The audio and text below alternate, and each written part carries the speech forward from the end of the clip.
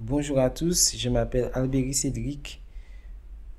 Mon histoire avec la caféine a commencé à l'âge de 17-18 ans, alors que j'étais en première.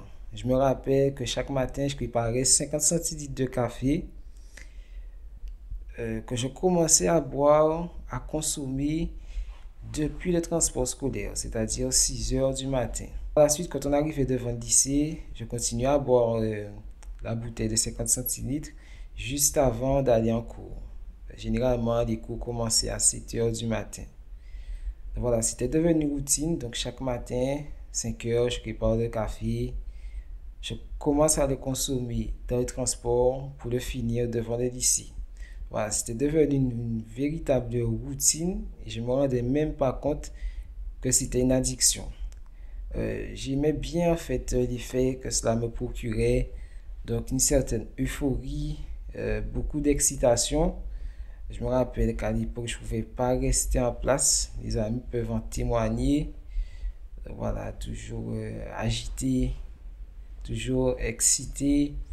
Voilà, c'était les conséquences de la caféine. Par la suite, à passer en terminale, bien, la routine s'est poursuivie. On prépare des cafés à 5 heures. On commence à les consommer dans le transport. On finit devant le lycée.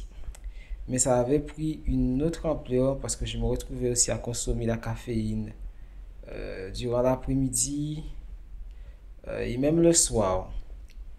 Et en fait, le café, c'est un excitant. Donc, mon corps, mon organisme demandait encore plus, ce qui me poussait également à consommer des boissons alcoolisées. Donc, je me retrouvais parfois à mélanger le café et des boissons fortes comme le rhum. Voilà, c'est un caféine plus rhum, c'est un mélange pas du tout agréable pour l'organisme. Mais je me rendais vraiment pas compte des méfaits ni de l'addiction à laquelle je faisais face. Donc aujourd'hui, par la grâce de Dieu, j'ai pris du recul et je peux en témoigner. Et vous savez, mon corps, il me montrait déjà des signes d'un abus, d'une addiction. Mais j'étais pas encore sensibilisé à cela. Donc j'avais des palpitations parfois au niveau du cœur, les yeux aussi qui tremblaient assez souvent, l'excitation aussi qui va avec, et voire même des troubles du sommeil. Donc tout ça, ce sont des signes d'un abus, d'une addiction, et là encore, je me rendais pas compte du tout. Par la suite, ça a continué au travail, le café du matin, de l'après-midi, à toute heure.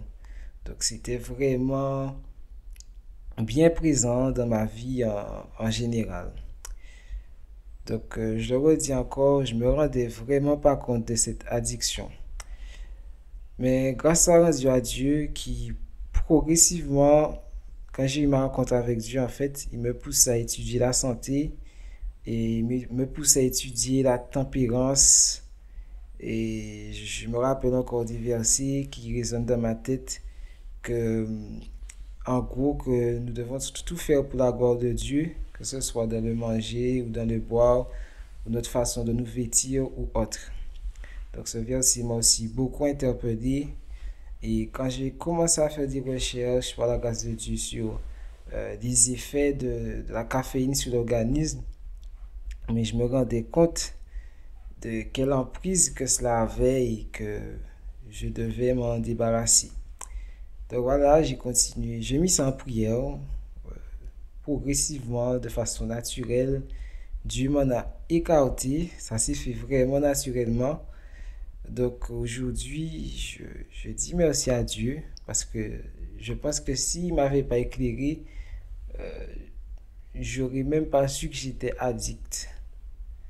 J'aurais même pas réfléchi à la négativité que les méfaits que cela peut procurer à l'organisme.